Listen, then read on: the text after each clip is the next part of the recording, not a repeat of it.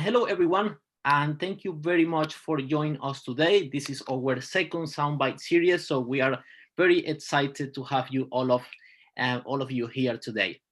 So my background is a psychologist, so I am very passionate about these automatic processes that we do every single day. So it's going to be an interesting session. I hope you enjoy it. Just to start with, we make around 2020 decisions every single day just regarding food. So we make around 2000 decisions every single day, and we are not aware of that. So today we are going to talk about a little bit about what is the unconscious bias, about the different types of conscious bias, the effects, and a little bit about what to do, a couple of suggestions that we have prepared for you today.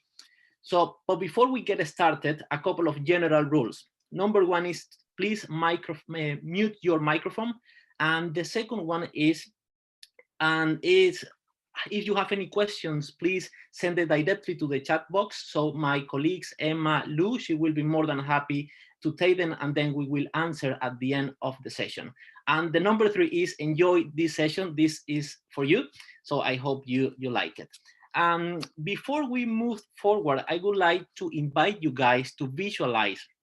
So what I'm going to do is I'm going to read three scenarios, and then we will discuss it after the exercise. So I'm going to invite you to close your eyes or make yourself comfortable. If you want to keep your eyes open, it's fine. This is your session, and then you will visualize these three situations. So I will start. I will give you a couple of seconds to feel comfortable, and then I will start to read the scenarios. So imagine you take the day off of work to catch up with things, but because you didn't sleep well, you wake up late, you hop into a taxi, then you try to chat with the driver, but you get no response. You are frustrated about the lack of communication. However, because you are in a rush, you leave the car without thinking too much about it. You get to the hairdresser just on time, and the person next to you is getting stylish extensions. You get a nice blow dry, you are happy with your new style. Then you head toward the grocery store and pass by a jeweler. You see a couple buying wedding rings. Now, ask yourselves, now you can open your eyes and now ask yourself this question. Do you consider the driver had a hard of hearing sign in the taxi? The second one is, do you consider the person next to you getting a stylish extension was a man? And finally, do you consider that the couple were two women? So that is very interesting, huh? To see how we assume, we have like a preconceptions, and depending on our experiences, we have an idea about what is going on, and we are going to talk about in a second. So definitely we can say that we don't see things as they are. We see things as we are, depending on what we believe and depending about our background, our previous experiences. I really like this definition that we have in the center for us. A bias happens automatically. It is triggered by our brain making just quick judgments and assessment of people and situations. And we are doing that every single day. Of course, as I mentioned before, this is influenced by our background, cultural environment, and personal experiences. But there is a reason for that. And this is why I have the picture of the brain. I am really fan of human behavior and how our brain works. And we, around 90 to 95% of every that we do every single day, we do it in an automatic pilot. That means that, for example, you don't think how to drive. If you learned how to drive, you don't think how to move. You don't think how to talk. You don't think how to do a lot of things because you have already neuro channels created to do that. What is out of that, it is different. What is out of that, it is out of our comfort zone. And remember something very important, and it is that our brains try to feel safe all the time. So what we know is safe. What is different, what is unknown is not safe. It is interpreted by danger. So we try to avoid that. So, and a couple of types of unconscious bias. The number one is similarity. We definitely prefer what is like us over that what is different to us. An example of that, it is like a physical characteristics. So we feel more connected with people we have more common thing with us. For example, age. So we try to feel more connected with people who have the same age than us. Gender and race as well. If we share interests with someone, or hobbies, for example, an sport or different type of music as well. And if we have similar lifestyle, for example, if we have kids, if we share responsibilities, if we have a pet, for example, we will feel connected with that person who have a pet, and we have a really good, we can have a really good conversation around that. And of course, if we share similar background, for example, if we came from the same city, the same town, the same country, if we share the same language, of course, we will feel more connected with that person. And the same with values. And this is a natural reaction. This is completely normal, because as I mentioned before, our brains try to make us feel safe. Yeah, and what is different is danger for us. The number one is experience. This is a very interesting one, but basically our brain takes shortcuts to make fast decisions. That means that when we have a situation in front of us, we don't have the time, or we don't give the time to evaluate all the situation, all the facts. For us, it's quite easy. It is easier actually to take decision quickly. And with this example, you can see that unconscious bias, it is not completely bad. This is not a bad thing. We need to do that, because every time that we think differently, we need more energy. And the brain thinks, why do I need to spend more energy if I can take the shortcut and I can get the same outcome? So for us, for our brain, it is easier. The other one is experience. Of course, all of us have our own reality. And I like this picture because it's a little bit ambiguous, but if I see the bunny, if I can see the dog, this is my reality. And it is really difficult sometimes to think differently. And the reason is because the brain believes what you can see. If I can see the bunny, this is my reality. And it's gonna be really difficult for me to think differently. And this is why normally we try to treat others as we want to be treated, because we think that everyone thinks in the same way. But when we understand a little bit about unconscious bias, we said, hang on, probably I don't have to think, I don't have to, others, they don't want to be treated in the same way that I would like to be treated, because they are different. But when we learn a little bit about unconscious bias, you can take that decision. But it is easier to say or to think that others want to be treated as I want to be treated as well. So this is a couple of examples, and we have like the effects of conscious bias. And here I want to talk about a case study from the Yale University.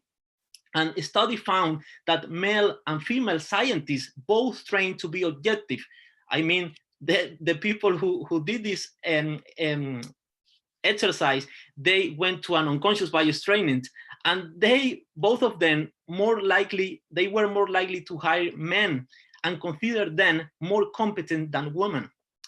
The other experiment was another interesting one, was from the global HR, and where they show two pictures. One picture of a white American man, and the other was a picture of an Asian man. And they play a recording of them. And according to the audience, they mentioned that the Asian man had a stronger foreign accent.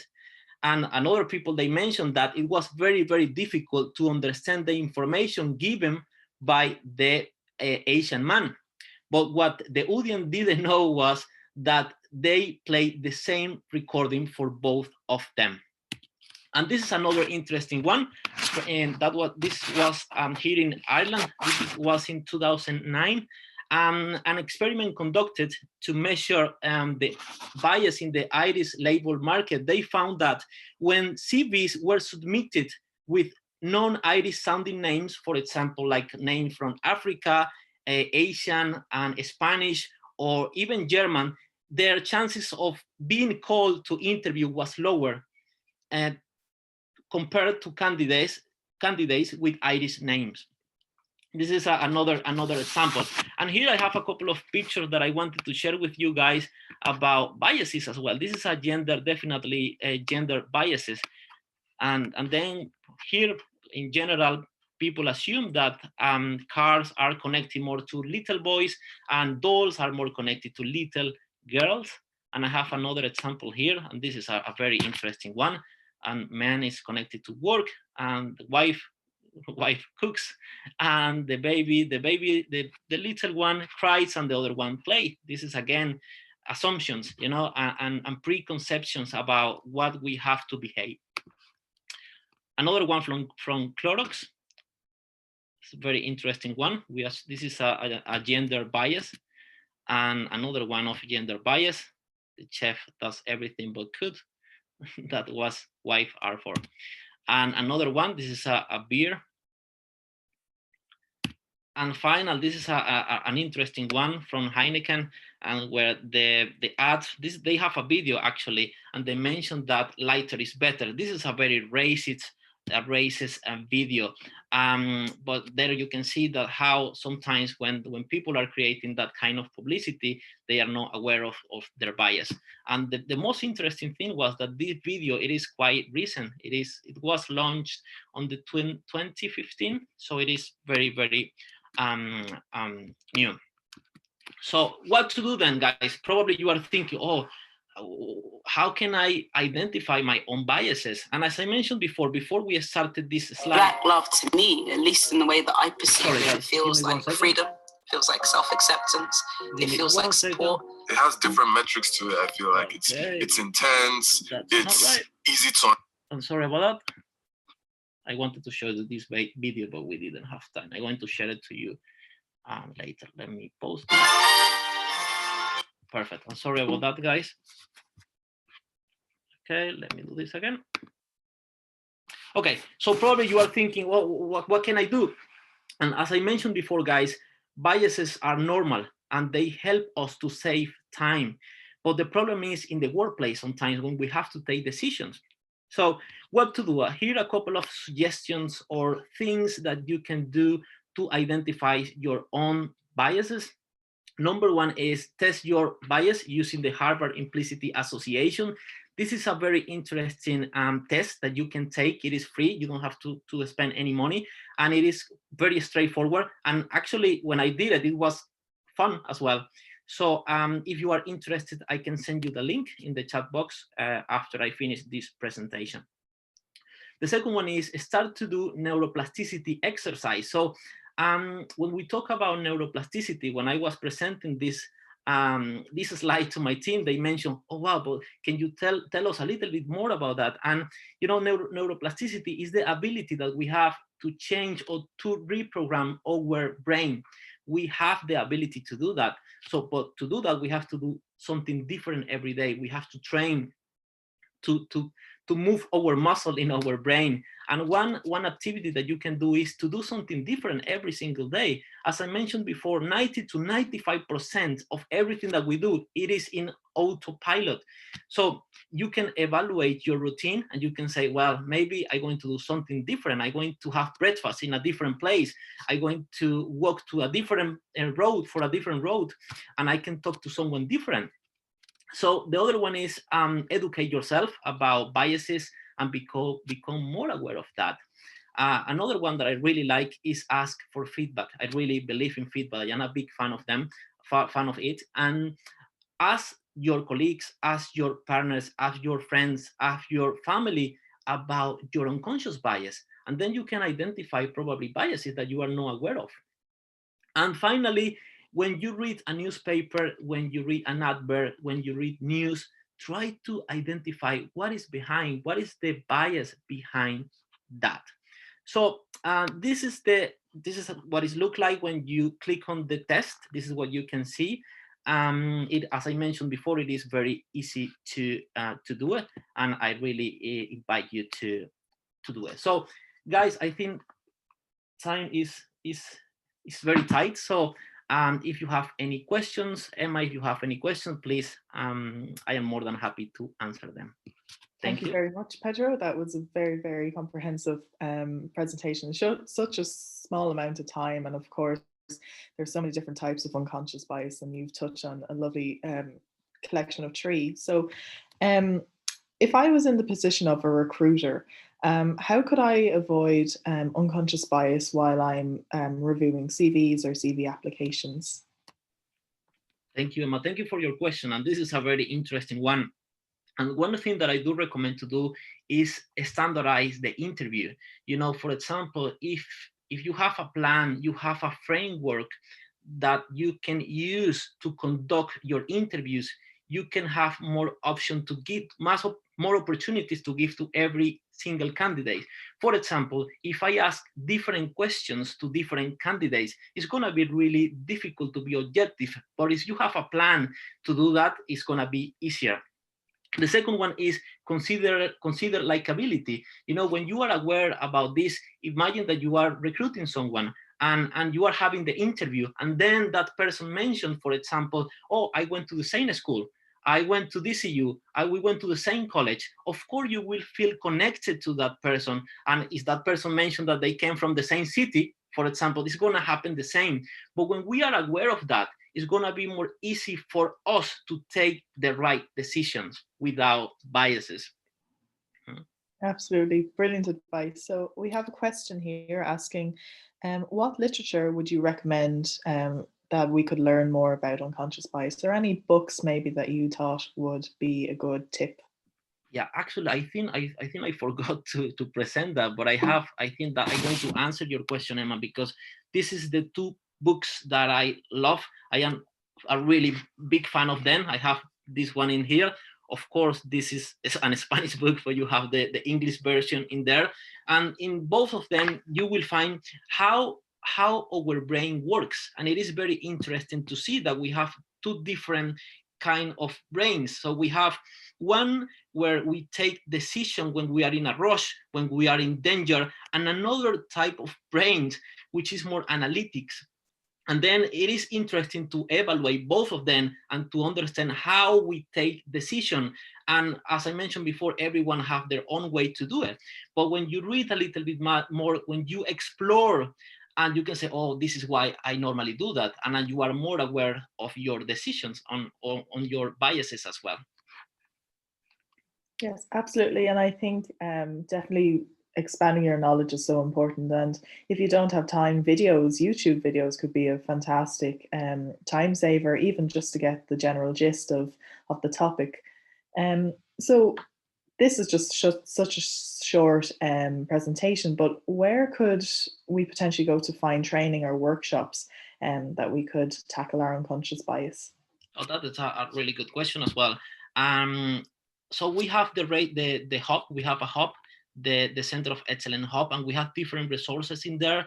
And actually, we have a toolkit and the neurodiversity toolkit, and there you can find there a couple of guide to avoid biases as well. And we are going to launch next month the Race Equality Toolkit, and there we have like a guidance for recruiters as well.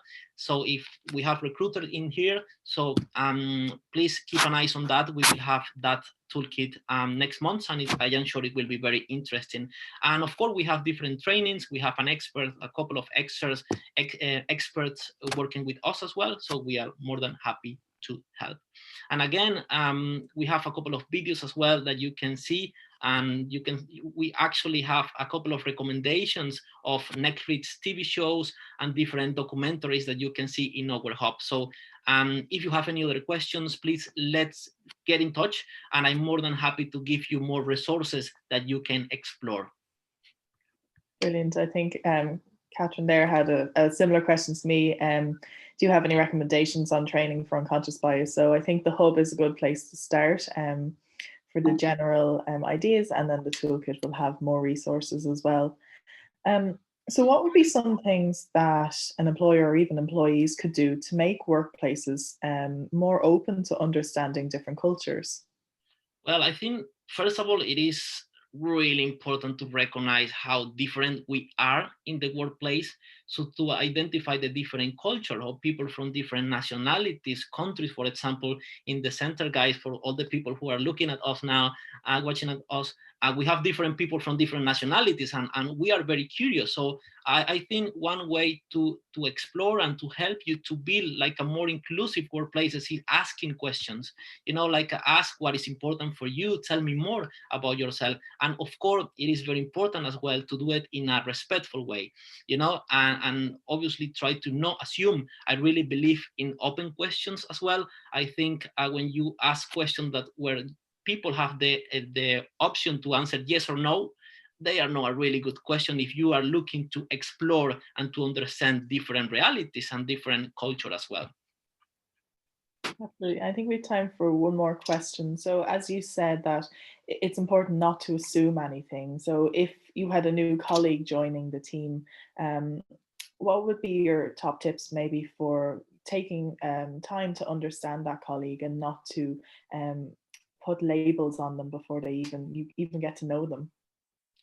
Well, I think one thing that you can do is, first of all, to understand where that person is from, and then you can gather information, read about that culture, about that country, and then you probably will have an idea about their culture, and then you can ask questions. Again, try to not assume, and ask in the respectful way, and I am sure you will gather information about their culture, and you will make them feel more inclusive and part of the workplace, the environment. Yeah.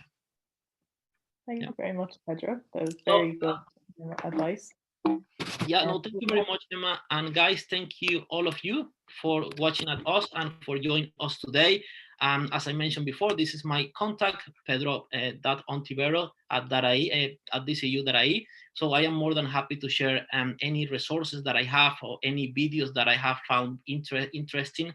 Get in touch for any other question. And this is the link to get to our hub. And then you will find the different resources that I mentioned before. And this is our account in Twitter. So thank you very much, all of you. And I hope you have a lovely day, which is very, very nice, very sunny. So take care and bye-bye.